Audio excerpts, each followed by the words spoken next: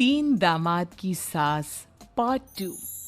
अब तक आपने सुना कि कावेरी जी अपनी तीनों बेटियों ईशा, मोहिनी और सुहाना की शादी तीन घर जमाई लड़कों के साथ करवा देती है। उन्हें लगता है कि ये लड़के शायद घर का कामकाज संभाल लेंगे, लेकिन उनके तीनों घर जमाई बहुत आलसी थे। वो नौकरी भी नहीं करते थे और बाहर का काम भी नहीं। कावेरी जी ने अपनी बेटियों से कहा कि वो प्रेगनेंसी का बहाना बनाकर अपने पतियों को सबक सिखाए।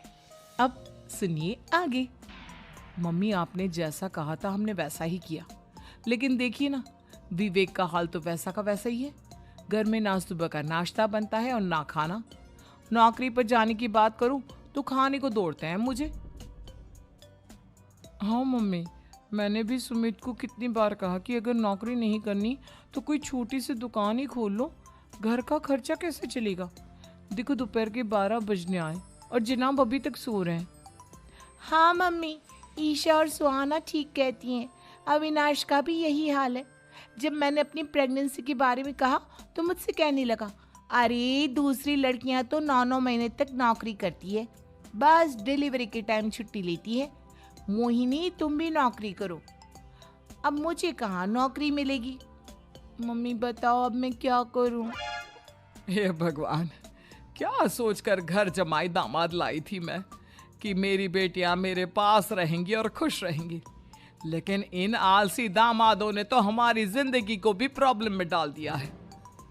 मैं तो कहती हूँ मम्मी, हम लोग वापस अपनी जॉब पर जाना शुरू कर देते हैं। बता देते हैं इन लोगों को कि हमने प्रेगनेंसी का बहाना किया है। नहीं नहीं बेटा, ऐसी गलती भी मत करना। अगर तुमने ऐसा किया तो इन तीनों की आदत और खराब हो जाएगी। अरे आज नहीं तो कल कभी तो तुम प्रेग्नेंट होगी, तब वापस यही प्रॉब्लम आएगी। तब क्या करोगी तुम तीनों? हाँ मम्मी, आपकी बात तो बिल्कुल सही है। इन लोगों को तो सुधारना ही पड़ेगा। लेकिन कैसे? अपने बच्चों के आने की खबर सुनकर भी इन लोगों पर कोई असर नहीं हो रहा। पैसे कमाने के लिए घर से बाहर निकलना ही नहीं चाहते ये तीनों।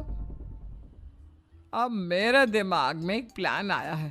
तुम तीनों चिंता मत करो, उन तीनों को बुलाओ, फिर मैं बात करती हूँ। थोड़ी देर बाद कावेरी जी अपने तीनों दामादों को सामने बुलाकर अपनी बात कहना शुरू करती हैं। अविनाश, सुमित और विवेक, देखो बेटा, मैं ना तुम तीनों से बड़ा प्यार करती हूँ, इसीलिए तो तुम्हें घर जमाई बना कर रखा है मैंने। अरे मम्मी जी, सीधे सीधे कहिए ना, क्या बात है? प्यार तो हम भी आपको बहुत करते हैं। अरे मम्मी जी, आपकी इज्जत भी बहुत करते हैं। अरे भाई, आपके जैसी सास और कमाने वाली बीवी सबको मिलती है क्या? हाँ मम्मी, विवेक और सुमित ठीक कह रहे हैं। आपकी बेटी से शादी करके मेरी तो जिंदगी ही अच्छी हो गई है। जानती हूँ मैं, और ये भी जानती हूँ कि तुम तीनों अपने अपनी बीवियों से बहुत प्यार करते हो।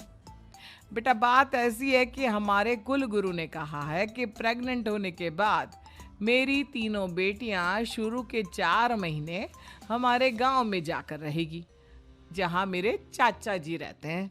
अरे लेकिन क्यों मम्मी, गांव में जाकर रहने की क्या जरूरत है इन तीनों को? वो क्या है ना बेटा, हमारे परिवार को एक श्राप है। अगर मेरी बेटियों ने यहाँ पर बच्चा पैदा करने की कोशिश की तो उनके बच्चों को कुछ भी हो सकता है। इसलिए अब से लेकर 4 महीने पूरे होने तक इन्हें गांव वाले घर में रहना पड़ेगा। हाँ, तो इसमें प्रॉब्लम क्या है मम्मी जी? हम भी वहाँ जाकर रहेंगे, पिकनिक मनाएंगे। अरे भाई, बीवी जहाँ हम भी वहाँ। हाँ यार, आइडिया तो बहुत अच्छा है।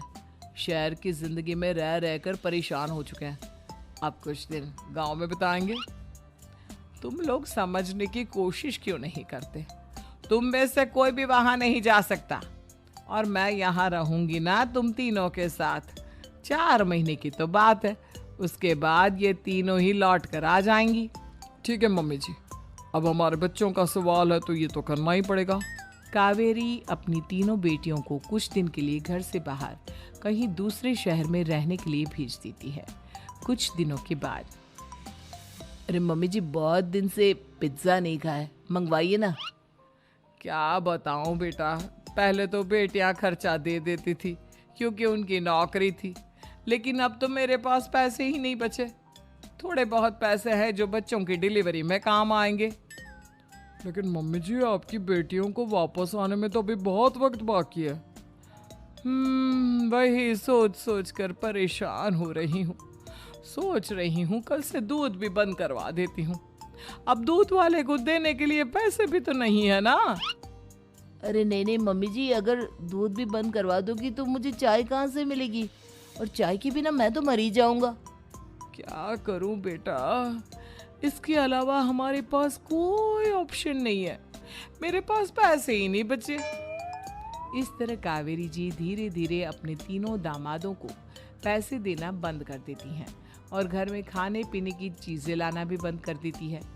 अब वो तीनों बुरी तरह से परेशान होने लगे थे और इसलिए एक दिन तीनों प्लान करके घर से बाहर निकलते हैं और बाजार में जाने के बाद, यार अच्छा खाना खाए हुए कितने दिन हो गए, पता नहीं कब अच्छा खाना मिलेगा।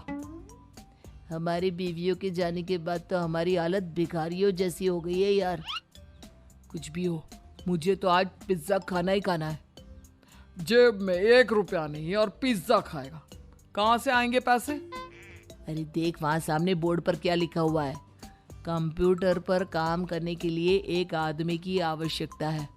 भाई मैं तो जा रहा हूँ, काम करूँगा और शाम तक पैसे लाकर आराम से पिज्जा खाऊंगा। जा जा, तुझे कोई काम नहीं देने वाला, हम तो घर जा रहे हैं। चल भाई सुमित। सुमित और अविनाश वहाँ से चले जाते हैं और विवेक उस कंप्यूटर शॉप पर सारा दिन काम करके 5,000 रुपये कमा कर घर लौट कर आता है और अपने खाने के लिए अच्छी अच्छी चीज़ें भी लेकर आता है। ये देखकर विवेक और सुमित के दिल में भी कुछ पैसे कमाने की इच्छा जागती है। अरे सुबह सुबह कहाँ चल दिए तुम? मम्मी जी एक बहुत अच्छी जगह मिली है, कंप्यूटर पर काम करने के 5,000 मिले थे कल मुझे। अगर रोज काम करूंगा तो पूरे 40,000 की तनख्वाह। अरे वाह, ये तो बहुत अच्छी बात है दामाद जी, आपको जाना ही चाहिए। सुमित और अविनाश विवेक को इस तरह तरक्की करते देखकर परेशान हो जाते हैं और वो दोनों भी काम की तलाश में निकल पड़ते हैं। धीरे धीरे उन दोनों को भी काम मिल जाता है। अब कावेरी के तीनों दामाद छोटी मोटी नौकरी करके अच्छा पैसा कमाने लगे थे। एक दिन कावेरी उन्हें अपने पास बुलाती है। अरे वाह, विवेक 40,000 कमा लेता है, अविनाश 60,000 और सुमित तुम भी 40,000 के आसपास कमा ही लेते हो। कुल मिलाकर तुम अच्छे खासे पैसे कमा रहे हो बेटा। हाँ मम्मी जी, बहुत मजा आता है जब महीने के एंड में मोटी रकम हाथ में आती है। पूछिए मत मम्मी जी, घर में रहकर रोटी बना बना कर औरतों जैसा महसूस होने लगा था मुझे तो। हाँ बेटा, तुम तीनों की बात तो बिल्कुल ठीक है। और जानते हो, अब तुम तीनों की पत्नियां भी वापस लौट कर आने वाली है।